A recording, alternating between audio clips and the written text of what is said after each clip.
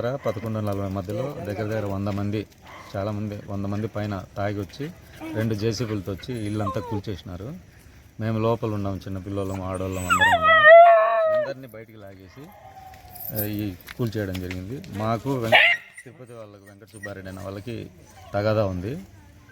వాళ్ళకి ఎలాంటి అప్పు కూడా లేము. మేము దౌర్జన్యంగా ఇక్కడ కడపలో లక్ష్మీరెడ్డి అనే వ్యక్తి, తర్వాత ద్వారకనాథ రెడ్డి అనే వ్యక్తి, ఇది వాళ్ళ దగ్గర కొన్నట్టు తప్పుడు డాక్యుమెంట్లు చూపించినారు. అది కూడా పంచాయతీ జరుగుతుంది. ఎమ్మెల్యే వాళ్ళ బంధువులు కూడా మాట్లాడడం జరిగింది. కానీ ఈరోజు అనుకోకుండా వచ్చి మొత్తం ఇల్లంతా కూల్చేసినారు. అంటే ఎంత మేరకు నష్టం ఉంటుంది మీకు? అంచనా వేయలేము ఎంత అనేది. మొత్తం సామాన్లన్నీ అట్లే ఉన్నాయి. ఏ చిన్న వస్తువు కూడా బయట తెచ్చుకోలేకపోయినాం. బండ్లు కానీ A to Z మొత్తం కూల్చేసినారు. కరెంటు కూడా అట్లే ఉంది, సప్లైలో ఉంది. చిన్నపిల్లలు ఉన్నారు, ఆడపిల్లలు ఉన్నారు, ముసలాం ఉంది. ఆయన కూడా ఎంత చెప్పినా కూడా వినకుండా అందరు తాగిండారు. ప్రతి ఒక్కరు తాగిండారు, గంజాయి తాగిండారు. ఎవరు కూడా వినే పరిస్థితులు లేరు. పోలీసు కంప్లైంట్ 100 డైల్ చేసినాము. వాళ్ళు వచ్చే టైంకి 20 నిమిషాల్లో క్లోజ్ చేసేసినారు, అర్ధ గంటలో అంతా. ఇంట్లో మహిళలు ఉన్నా కానీ అందరు ఉన్నారు, అందరిని లాగేసినారు, బయటికి లాగేసినారు, మిస్బిహేవ్ చేసినారు అందరితో. ఫోన్లు కూడా లాక్కున్నారు. ఫోన్ ఎవిడెన్స్ కూడా లేకుండా ఫోన్లు కూడా లాగేసుకున్నారు. ఎవరికి ఫోన్ చేసే పరిస్థితి కూడా లేకుండా పోయింది. మా భార్య ఫోన్ నుంచి 100 డైల్ చేసినాము. ఆమెది కూడా లాక్కునే ప్రయత్నం చేసినారు.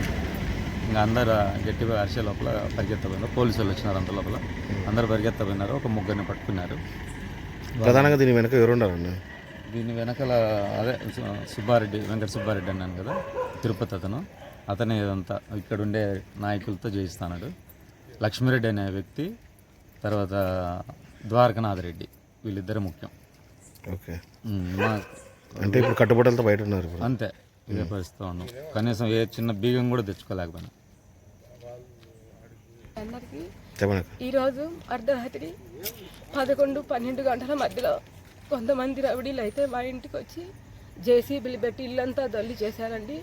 అదేవిధంగా మమ్మల్ని కొట్టడానికి కూడా వచ్చారు. మా దగ్గర సెల్ ఫోన్లు కూడా లాక్కున్నారు. చాలా అన్యాయంగా అయితే ప్రవర్తించారు. అందరూ దయచేసి మాకైతే న్యాయం చేయండి. ఎంతమంది వచ్చారు కదా? సుమారు ఒక 100 మంది దాకా వచ్చారండి. ఎందుకు వచ్చారు? ఇంట్లో ఉంచి బయటికి లాగేశారు. ఎందుకు వచ్చారో కూడా తెలియదు మాకు. మేమైతే నిద్రపోతాను. చిన్న పిల్లలని కూడా చూడకుండా, మహిళలని కూడా చూడకుండా కొట్టడానికి కూడా మీదకి అయితే వచ్చినారండి. పోలీసులు కంప్లైంట్ చేశారా? పోలీసులకి కంప్లైంట్ అయితే చేశాము. అంత అయిపోయినాక వచ్చారండి వాళ్ళు. వాళ్ళకి అడ్రస్ కూడా చాలా నీట్గా అయితే చెప్పాము. మెయిన్ రోడ్లోనే అని చెప్పాము, రైల్వే స్టేషన్ రూట్లోనే అని చెప్పాము. అయినా కూడా అంతా వెళ్ళిపోయిన తర్వాత వాళ్ళు అయితే వచ్చారు. ఇది ఎవరెవరికి ఈ విషయంలో ఎవరెవరి పాత్ర అయితే, పెద్ద వాళ్ళ పాత్ర అయితే ఉంది జరిగింది. కాబట్టి మాకు కొంచెం దయతలిసి అందరూ మాకు అయితే న్యాయం ఉంది. దీనికి సంబంధించి లక్ష్మి మీరు చెప్పండి. మా ఇల్లు ప్రధానంగా పడగొట్టడానికి కారణం లక్ష్మణ్ రెడ్డి, ద్వారకనాథ్ రెడ్డి వీళ్ళిద్దరే అండి. వీళ్ళిద్దరూ చాలా రోజుల నుంచి అయితే ఇబ్బంది పెడుతూనే ఉన్నారు మమ్మల్ని. పొద్దున కూడా అయితే ఫోన్ చేశారు. మమ్మల్ని అసలు ఇంట్లో నుంచి నిద్రపోతుండే వాళ్ళని లేపను కూడా లేపలేదు. ఆడికి కాంపౌండ్ గోడంతా కూడా పగలగొట్టేసినారు. మమ్మల్ని రాకముందే ఇంకా చేయిలు పట్టుకొని బయటికి లాగేయడము, అన్నీ చాలా ఇరగొట్టేయడం అన్నీ అయితే చేశారు. అన్నీ ఇప్పుడైతే రోడ్ల మీద ఉన్నామండి. మేము బుక్స్ కూడా లేవు, అన్నీ అసలు మాకైతే ఏం లేవండి. సెల్ ఫోన్లు కూడా అయితే లాక్కోవడం స్టార్ట్ చేసినారు. నాడి రోడ్డు మీద ఈ రోజు అయితే మేము నిలబడి ఉన్నాం.